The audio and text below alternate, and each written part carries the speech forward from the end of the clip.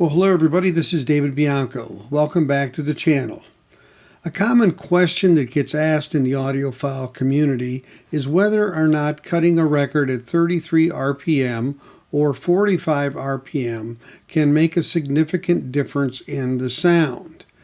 Now, there's a lot of theoretical answers to that in terms of how things should work, but at the end of the day, the question is, does it consistently always happen that a record that is cut at 45 RPM, when the same tracks are cut at 33 on another physical surface, does it in fact sound better at 45 because the grooves can have more room to breathe and you don't have to put as much on one side? Well, that's a question that we're going to try to answer, given the fact that the most recent UHQR release from Analogue Productions is in fact at 33 1/3 RPM, and that is the Doors L.A. Woman.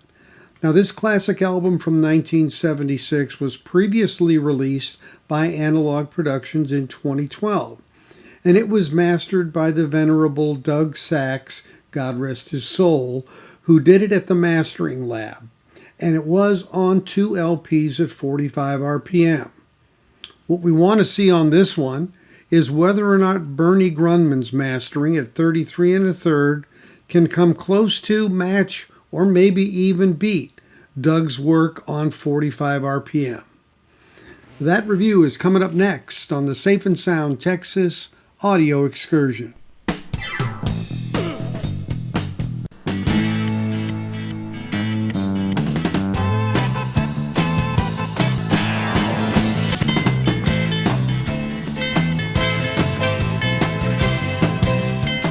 So before we get into the meat of the review of the record itself, it's important to note that on this particular UHQR release, there actually is a change in the boxing of the UHQR. This is the way the box is on LA Woman, and the previous releases of UHQRs were on more of a dowel type design, a wider opening, and a slide out type of configuration with things going into this slot, including the cover and the 2 LPs and other miscellaneous paperwork that was relevant to the release. And it went into our shelves kind of like the old traditional encyclopedias with a classic kind of look to it. The new release now is a 3-sided open hinged on one end.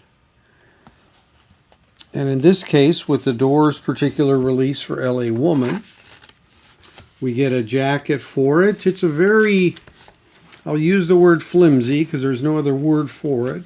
It's a thick jacket so that you can actually slide the UHQR into here.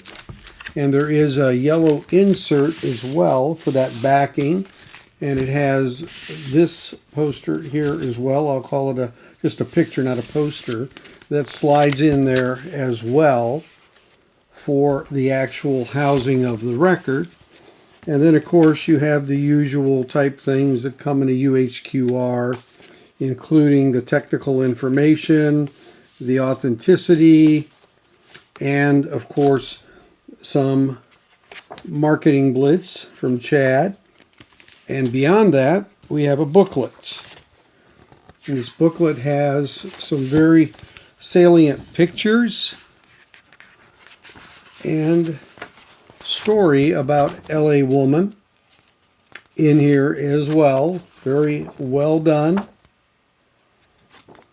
And this is what goes into the box. So it's definitely very different in the way you open it, and it also will look somewhat different on the shelf compared to the dowel type, which is obviously thicker, fatter, and rounded. So this is a change that Chad has explained in a video. I'll put a link to that video up here so that you can see that. He goes into an explanation of the evolution of UHQR boxing the pros and the cons and what drove them to make the changes on this particular design going forward for some of these. Now the Steely Dans, they are going to maintain the previous packaging for the last two releases of Katy Lied and the Royal Scam to keep some uniformity in that. So this particular release of the Doors L.A. Woman is cut at 33 1/3 RPM, and it's done by the venerable Bernie Grundman. And so obviously the question is, can this match, come close to, or better, the 45 RPM 2LP release that Doug Sax had mastered back in 2012?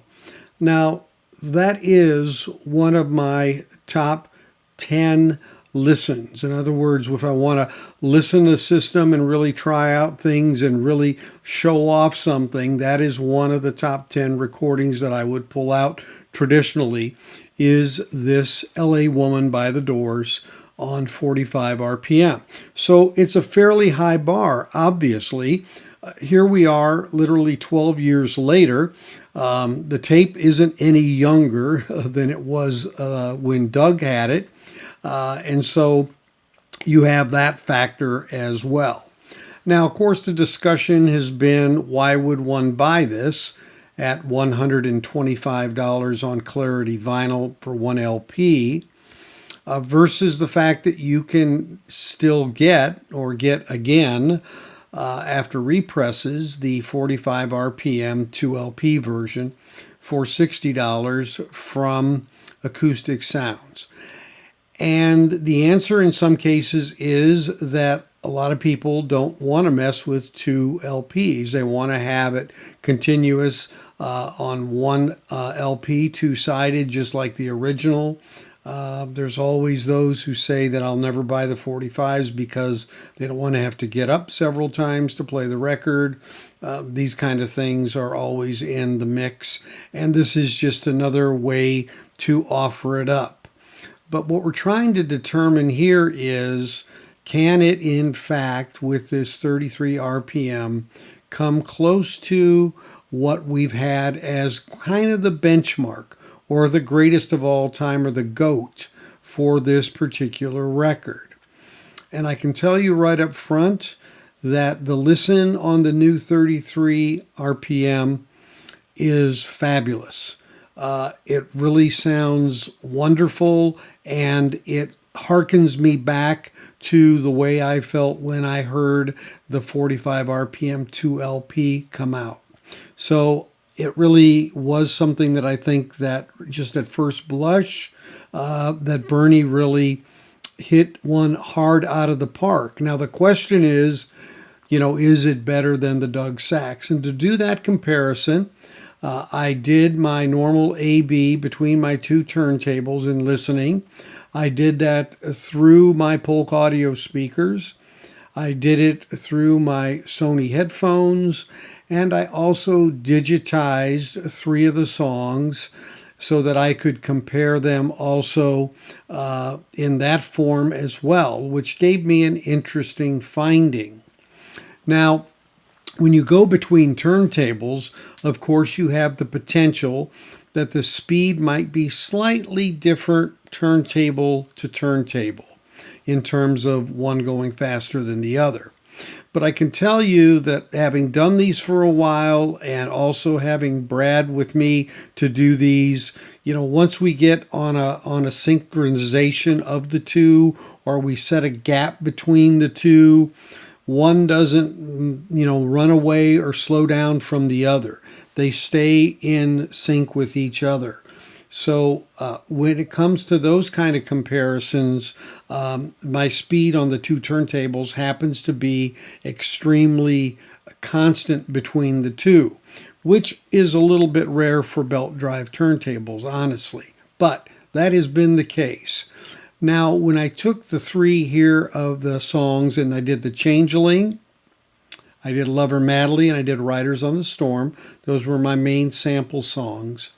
When I did those, and I was able to put them in a digital form and listen to them, I played them kind of side by side, and I would compare the 45 to the 33, and I was noticing that there was some difference between the two, where one was starting to get ahead of the other. When I heard that on my turntables, I wondered if it was some variation or problem in maybe one of my belts was wearing and stretching or something. So what I did when I did these digitally, I pulled the digital out of one turntable. So I used the same turntable for ripping all three versions of this, the 33 and a third UHQR, the Analogue Production 2x45 that came out in 2012, and at 33 and a third RPM original. And what I found when I played these back digitally was that one of them was speeding up over the others across a song. In other words, when I played the Changeling, which is the first track on side one, by the time I got to the end of the song, the beginning of Love Her Madly, you could hear a definite 1 second to 2 second gap max that had occurred there. Now, obviously, that's not huge, but it is something interesting. So then I compared the 33 to the 33, the original versus the UHQR, and when I did that, I found that they were really pretty much dead on each other. So it seems the 45 is, for some reason, plays just a bit fast. The songs get ahead a bit. So, it's not huge, but it is a difference. And again, it was a difference between the 45 versus both of the 33s. Now, which one's right, which one's wrong exactly? Okay, that's a different discussion in terms of how it was originally done on the master tape and intended. But the outcome here, regardless of how it happened, I would assume it would be maybe something in one of the mechanisms between the mastering lab and where Bernie did his, and then the OG, which was, done, in my case, Specialty Records Pressing pressed it, but where it was mastered, I'm not sure. So it is a difference that's there. It just happened to be very obvious when I had put all the three to digital, all three sources and all three songs in each source, found that difference. But again, that's not a sound impact. Let me be clear about one thing. This was a very difficult shootout.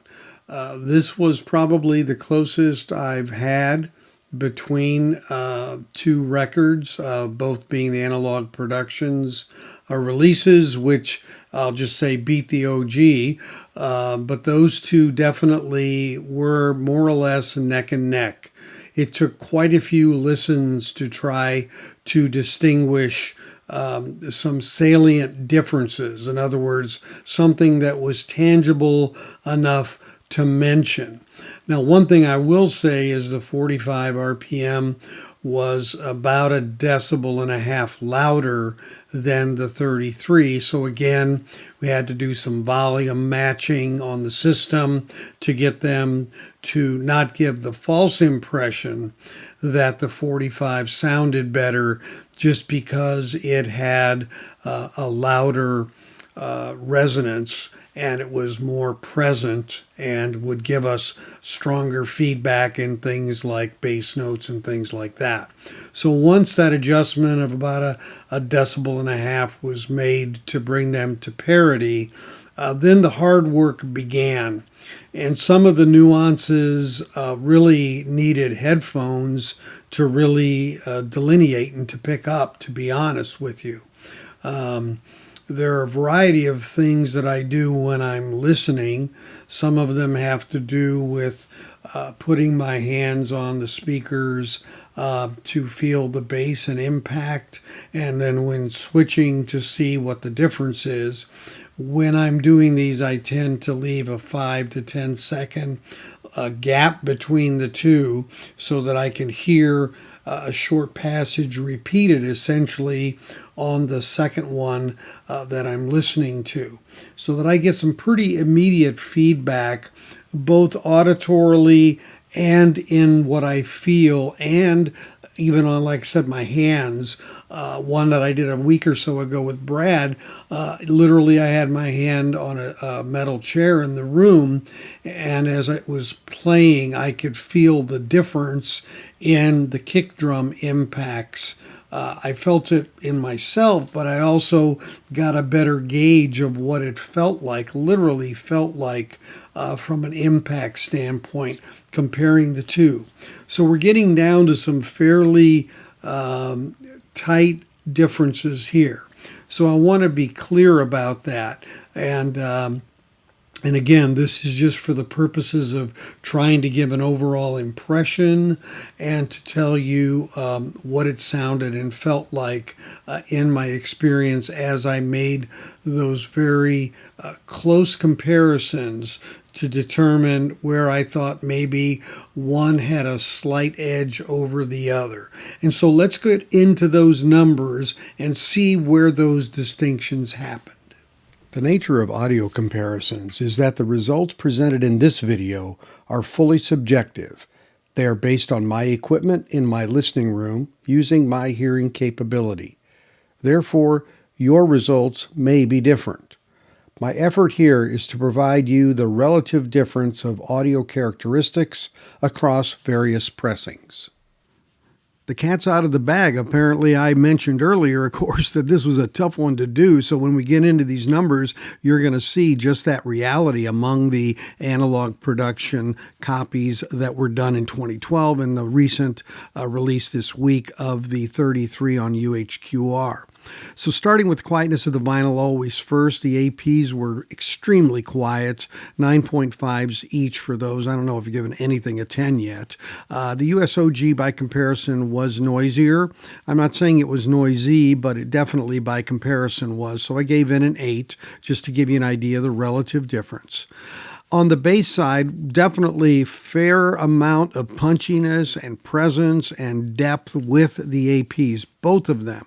I really could not detect a difference between them.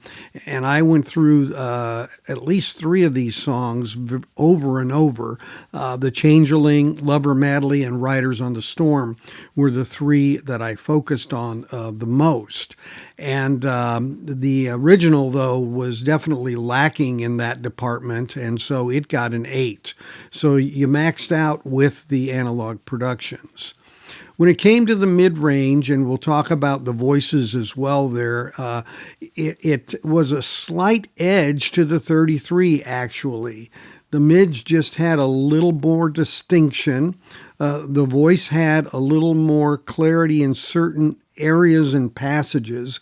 It was especially more noticeable on Riders on the Storm, partly I think because it's got some quieter music behind it that can draw that out. So I gave the 33 of AP a 10 and a 9.8 to the 2x45 AP.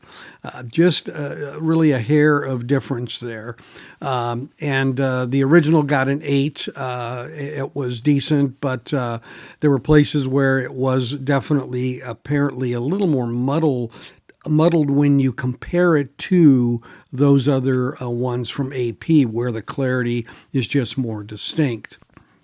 When we get to the treble, there were just certain areas where on the AP33, you could sense just a little better impact of cymbals and things. And I mean, I'm talking about a very slight difference. I mean, I was going back and forth, and I did it after I listened on headphones. I felt it there. After I digitized it and listened on headphones and could do repeat loops very quickly, very easily, I had to basically give the nod to the 33, despite, conventional thinking and everything like that on the 2x45. It just was a little better. And, of course, we have a situation where the original was a little brighter than than I expected. It was a little closer to the brightness of the others, but still lacking character, lacking precision in the treble, but it did have a little more presence in that part of the cut. And so I gave it an 8.5. So again, we're looking at some very hairline distinctions between the 33 and the 2x45. Imaging, I felt the APs were equal in that regard, really listened for that and how much it had depth and presence on that. Also, some of the openness in the vocals that you hear, especially on Riders on the Storm. They were both very strong. The US was decent, but it just, again, in comparison, didn't have that openness to the degree that the APs had. And lastly, on the voices, going back to a little bit of the mid-range, it kind of falls straight in line here.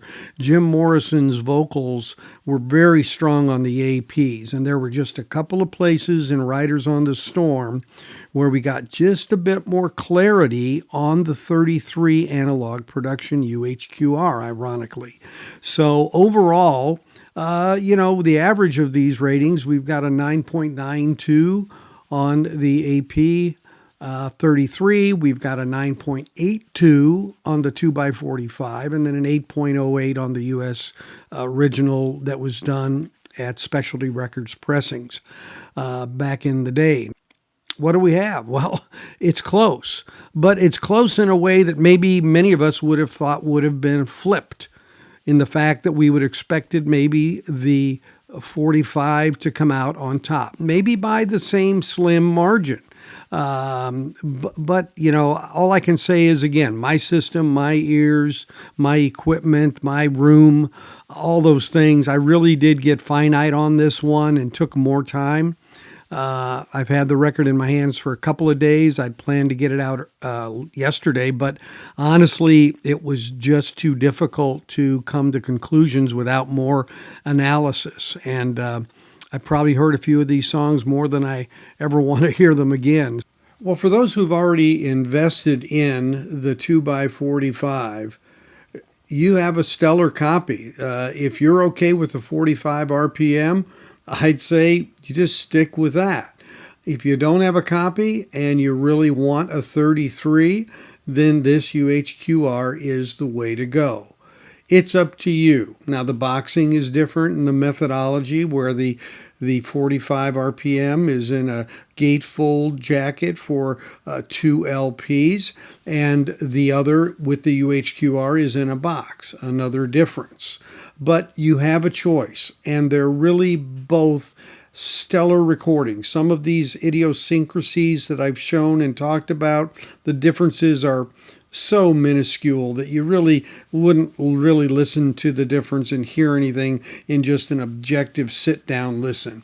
It took some real critical listening, and that's what Chad did, I'm sure. I mean, side A has a Re1 or RE-1, revision 1, and side 2 or B has the RE-3, which means he took the second cut for side 1 and he took the fourth cut for side 2.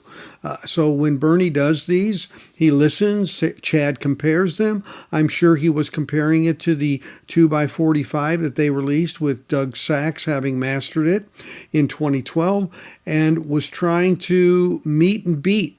Hard to beat, but definitely at the same quality level.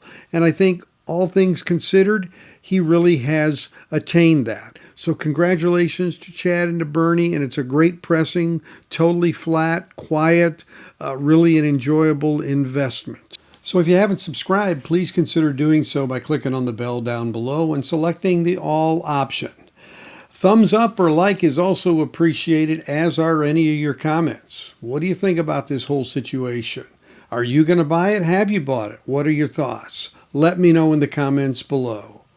So until we catch you next time on our Safe and Sound Texas audio excursion, take care, everybody.